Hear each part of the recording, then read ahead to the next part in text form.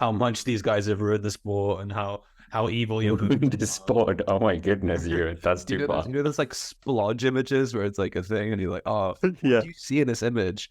I see Richard Plugger's evil Jumbo-Visma tactics. Well, speaking of which, Richard Plugger apparently has been linked to Ineos Grenadiers, but that has been partially denied by everyone inside Ineos Grenadiers. So I think this is probably a very silly, thin-sided rumor. I can't believe Ineos Grenadiers have bottled another transfer. That's unbelievable. It's not even a rider; it's staff. But I think that there's like no way Plugger would move. He's like poured his heart and soul into Jumbo-Visma, and he's head of one of the unions in the sport at the moment. Is it? Yeah. What's it called? What's the team one called? Oh, well, the other AIGCP? Is that what it's called? Have I made that up? you might have done, but I can't actually say that you're wrong. It's the one. Well, he's definitely the head of like the union of all the teams together, or is he head of one of the? He's head of one of the cycling unions. That seems like a conflict of interest.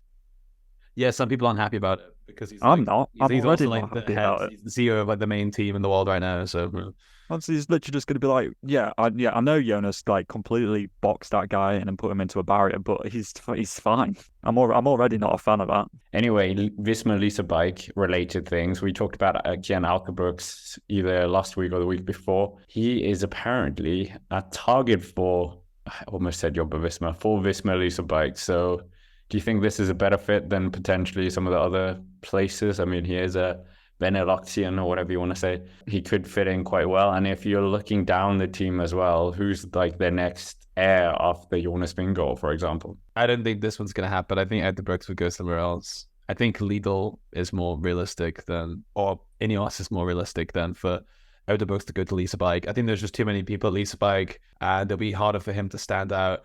He also distinctly made the move to BORA-Hansgrohe to be a little bit out of the Dutch-speaking press and all of their hype.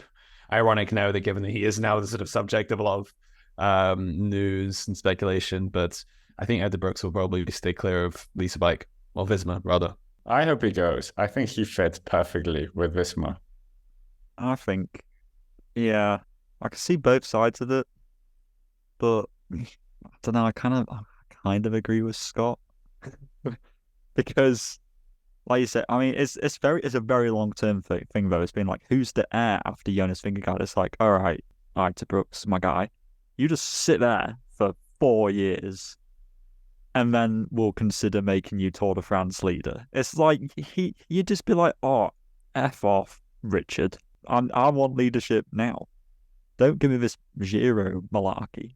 What's wrong with the Giro? He could win maybe 2-3 Giros along the way. Because it's everyone cares about the Tour. The Tour is the Tour is cycling. It is, because it just is. If you ask anybody on earth about, name me a bike racer, I'll kill you, they'll be like Tour de France. That's like the best shot. We're not going to say Giro d'Italia or Ronde van Vlaanderen or Volta Portugal or whatever the heck it is. We're going to say Tour de France because that's the sport, that's the event which everyone cares about. In the same way, if you said name a tennis event, somebody would say Wimbledon. Two things in cycling that transcend cycling: the Tour de France, and the Olympic Games. Yeah. And the Olympic Games doesn't race as teams, but teams are allowing their riders to chase it as a main target because it's so important for them. And for Uijtdebroeks, he really should be targeting Tour de France, but I just don't think Visma-Lease A Bike is the right place. I also don't want to see them sort of dry up the talent, and throw him into a Tour de France train for him to just be like another Wilco Kelderman. In that train of riders going up a mountain. I'm already terrified for Matteo Jorgensen, who is probably going to be an amazing domestique next year, but I'm already terrified that his talent's going to be wasted. So I'm out the books. Yeah, I just Bora or well, stay at Bora is also an option, but Lidl or Ineos, yeah. Do you reckon if he went to Lidl, do you think he'd be leader immediately?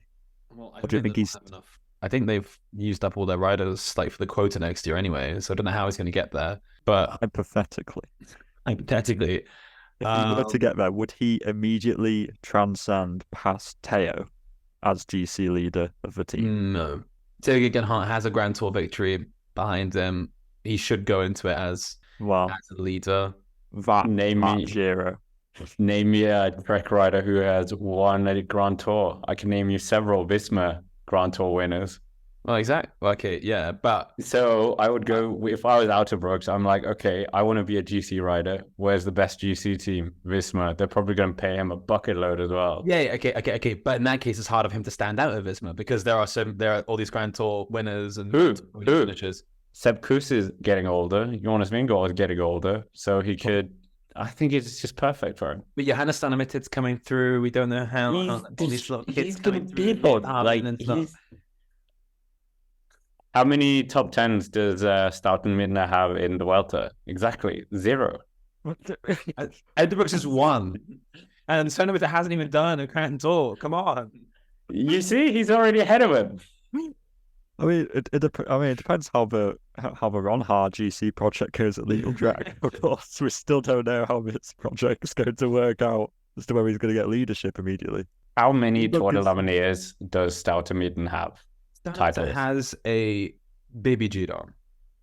0 Tour de l'Avenir because he didn't finish. Uijtdebroeks, youngest ever winner of the Tour de l'Avenir. Ayuso didn't finish the Tour de l'Avenir, but Ayuso has a Grand Tour podium finish. Does he ride for Visma-Lease A Bike? No, this is so he's not relevant. Let's talk about Arkea Samsic. Arkea B&B Hotels have released their new kit for the new year. Yay! They've rebranded.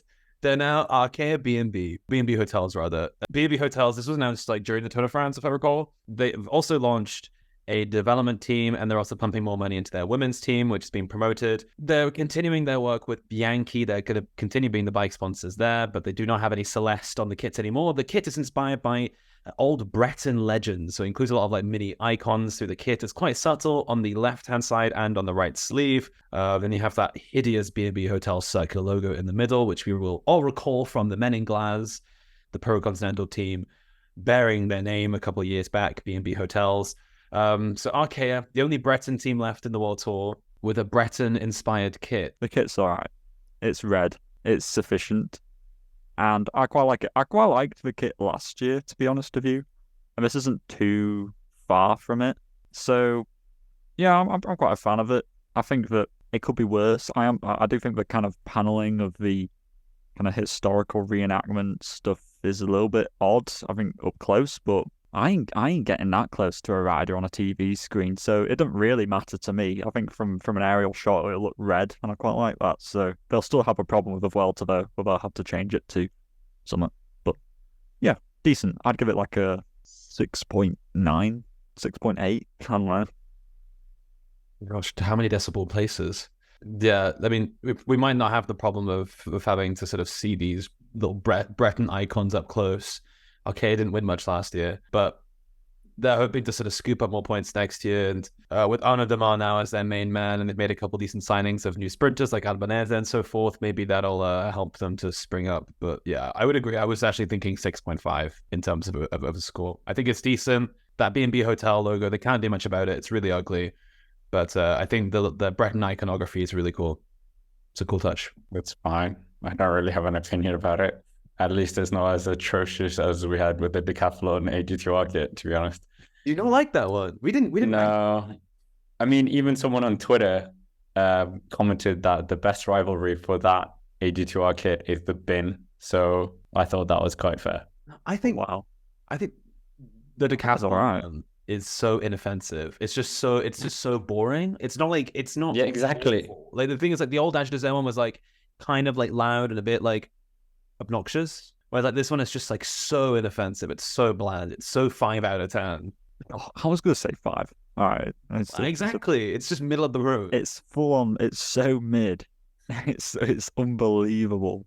I think that that's a 5. This one's a 6.8. And just for reference, DSM Finish post NL. Please redesign that kit that you launched or sort of quasi-launched a couple of weeks back. We need something. We need something to look forward to in this kit launch season. Don't make Jakobsen wear that.